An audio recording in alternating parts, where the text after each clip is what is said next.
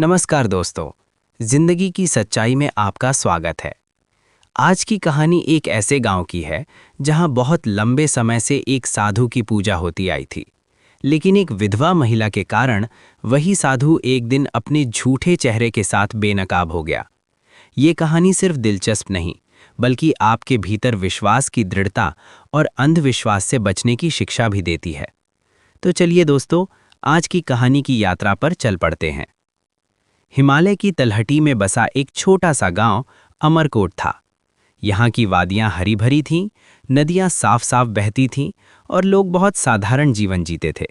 लेकिन इस गांव का सबसे बड़ा नाम था स्वामी गिरिधर प्रसाद। स्वामी गिरिधर प्रसाद लगभग 10 साल पहले यहाँ आए थे।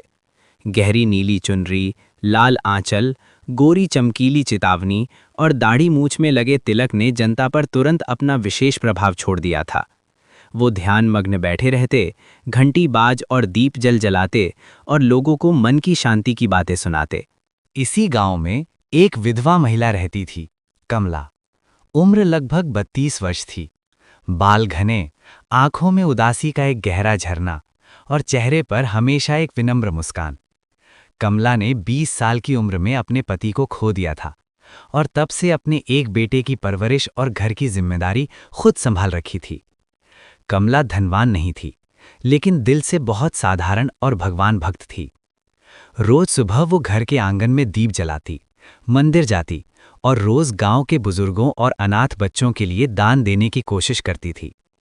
एक दिन कमला को अपने बेटे के लिए एक दवा मिलनी थी, जो नजदीक के नगर में थी। लौटते समय उसकी नज़र गांव के बाहर बने एक छोटे से आश्रम पर पड़ी। यही वो आश्रम था जहां स्वामी गिरिधर प्रसाद रहते थे और जहां रोज भक्त आकर माथा टेकते थे।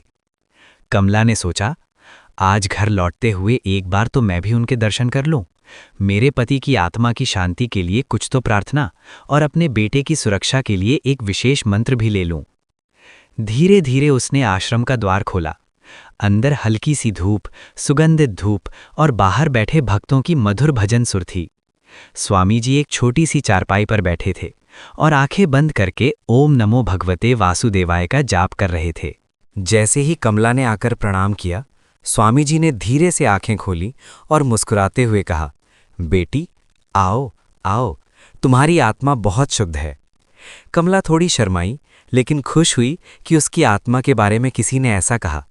स्वामी जी ने उसे अपनी ओर बुलाया और धीरे धीरे उसकी जिंदगी के बारे में पूछने लगे।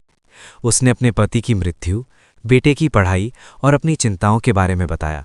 स्वामी जी ने ध्यान से सुना और फिर मुस्कुराते हुए कहा, कमला, तुम्हारी चिंता जायज़ है, लेकिन याद रखो, जब भी डर आए बस ये जप कर लो, ओम त्र्यंबकम यजामहे। इस मंत्र से भगवान शिव तुम्हें रक्षा देंगे। कमला ने धीरे से कहा, स्वामी जी, आपकी बातें सचमुच शांति देती हैं, लेकिन कभी कभी लगता है कि मैं अकेली हूं, जैसे कोई मुझसे सच में पूछे, तुम ठीक हो या नहीं। स्वामी जी मुस्कुराए और बोले, कमला, तुम अकेली नहीं हो, तुम्हारा सच्चा साथी भगवान है और जो भी भक्त तुम्हारे प्रति प्रेम से बोलता है वो भी भगवान का ही रूप है। कमला ने ध्यान से सुना और चली गई।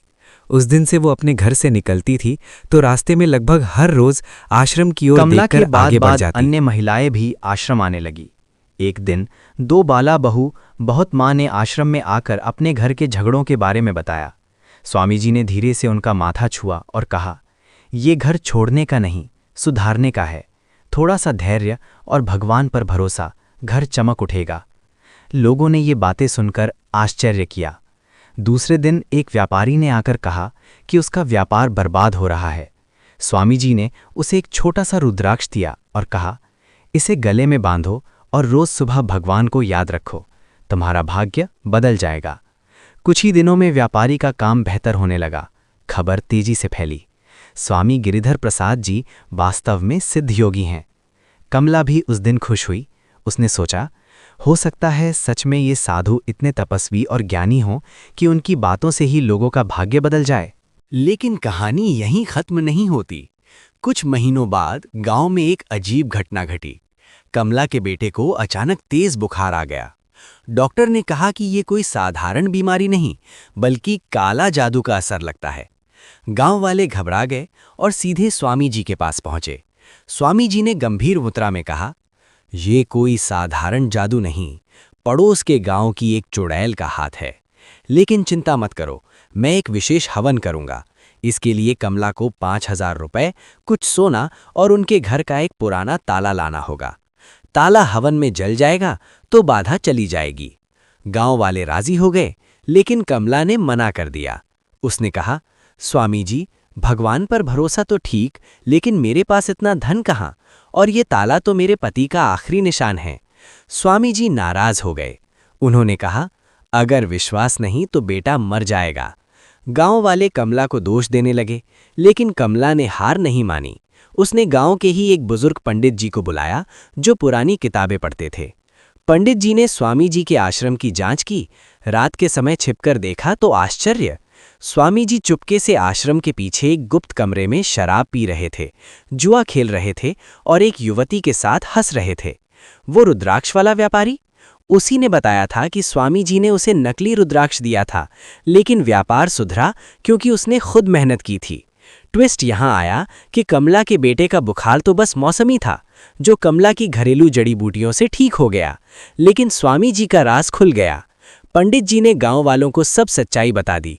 पता चला कि स्वामी का असली नाम गिरीश प्रसाद था, एक शहर का साधारण ठग जो गांव-गांव घूमकर लोगों को ठगता था।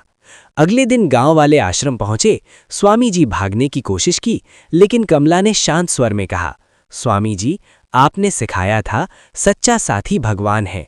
अब भगवान ही आपको सजा देंगे, लेकिन याद रखो, सत्य कभी छिपता नहीं। स्वामी गिरिधर प्रसाद को गांव से भगा दिया गया। आश्रम को गांव के अनाथ बच्चों का स्कूल बना दिया गया। कमला ने उसका संचालन किया। दोस्तों, इस कहानी की सीख ये है, विश्वास अच्छा है, लेकिन अंधविश्वास कभी नहीं। सच्चा साधु वही जो कर्म से प्रेरित करे, ना कि धन से ललचाए। सत्य की हमेशा जय हो। अगर ये कहानी आपको पसंद आई तो लाइक, शेयर और सब्सक्राइब करना ना भूलें। अगली कहानी में मिलते हैं।